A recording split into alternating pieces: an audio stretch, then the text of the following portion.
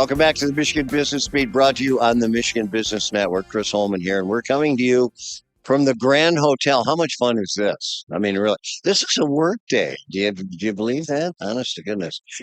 Yeah, beautiful. It is a absolutely gorgeous day, and it's cool enough to make it really, really fun. We're coming to you, obviously, from the Grand Hotel, and it is the Detroit Regional Chamber of Commerce's annual policy conference. And speaking of policy, we've got a couple of young ladies here who really formulate policy when you get down to it. I mean, it's your research and the things that you do.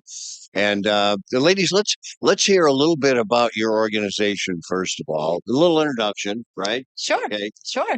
So I'm Britany Affolter-Caine. I'm with Michigan's University Research Corridor. We're an alliance of Michigan's 3 Research One institutions. They're research intensive in the state of Michigan: Michigan State, University of Michigan, and Wayne State. Right. Big contributors too. And we're going to talk a little bit about that. All right. I'm Tyler Theile. I serve as the vice president of Anderson Economic Group. We have 3 practice areas, so we work in public policy, market analysis, as well as strategy and business valuation. But my work is focused on public policy, and I've had the privilege of working on the URC reports for 17 years now. Of course, Dr. Patrick Anderson is the founder of the place, and now you're doing all the work. We know that, all right? But anyway, we're going to talk about a couple of things here where you kind of work jointly on this. But let's talk about the URC first of all, what it is and its contributions, and especially economically. So, as research intensive universities, we bring some unique contributions to our state's economy. And thankfully, to AEG, every other year we do an economic impact report. And we found that in fiscal year 2023, our 3 universities had a net economic impact of $23.9 billion to the state. Billion. And I don't know. I have a hard time in conceptualizing what 1 billion is, let alone nearly 24. And so one way to think about it is, did you go to the NFL draft? Well, I followed it. Okay. Go down. So it was amazing, had a huge economic impact. I think you did the economic impact for that too. And while it's not exactly a perfect comparison, to conceptualize 24 billion, it would be like throwing the NFL draft 144 times over a year. And we do that every year. And it reaches every county in the state of Michigan. That's a lot of football players.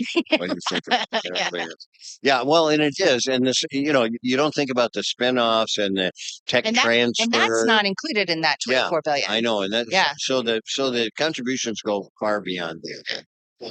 All right. So let's hear a little bit about your study and what we found out. Yeah, so when we look at the contributions of the URC, we're focused on the operations, the investments, and the employment that come out of Michigan State, U of M, and Wayne State. So like you guys mentioned, this isn't the beyond entrepreneurship, tech transfer, patents that go quite far into the future. We're focused on a given year, a snapshot in time of the jobs, output, and earnings that the 3 institutions generate in the state.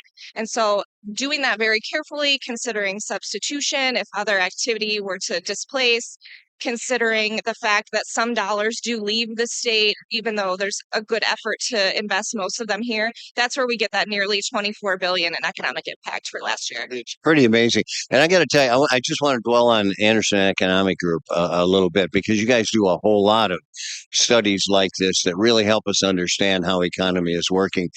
In your studies, did you find changes up and down through the COVID years related to either end? Oh, yes, definitely. So 2019, we were coming off a really high. So, for example, we use data from the Bureau of Labor and Statistics. We use RIMS multipliers in some of our analyses, and we dial down from the top industry we're looking at to sub-industries to specific businesses and goods and services that are within a given industry.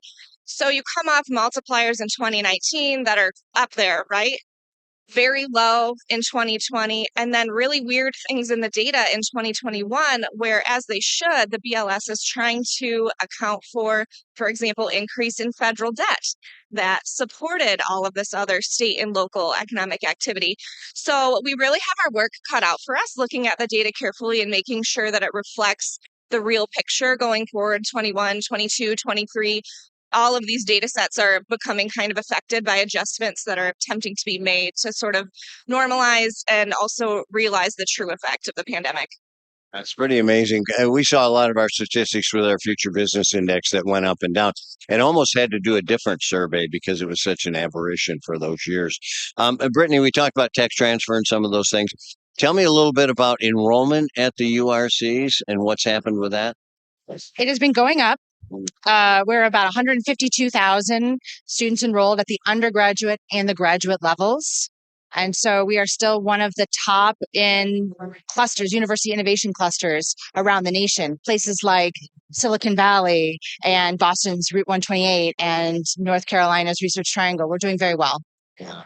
It's pretty amazing, isn't it? Because a lot of enrollments at other institutions are actually going down a little bit. So you guys are really stepping up.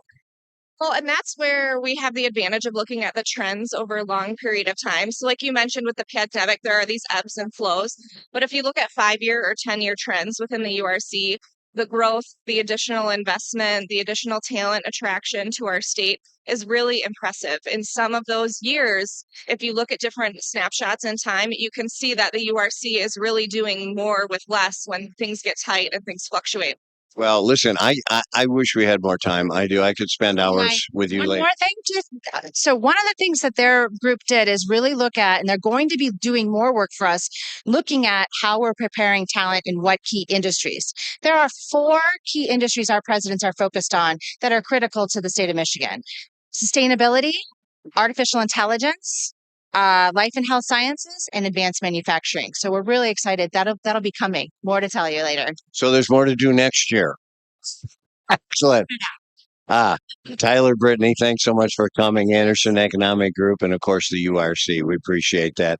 And we appreciate you being here with us on Mackinac Island for the Detroit Regional Chamber of Commerce's annual policy conference. I'm Chris Holman, and you're watching the Michigan Business Beat on the Michigan Business Network.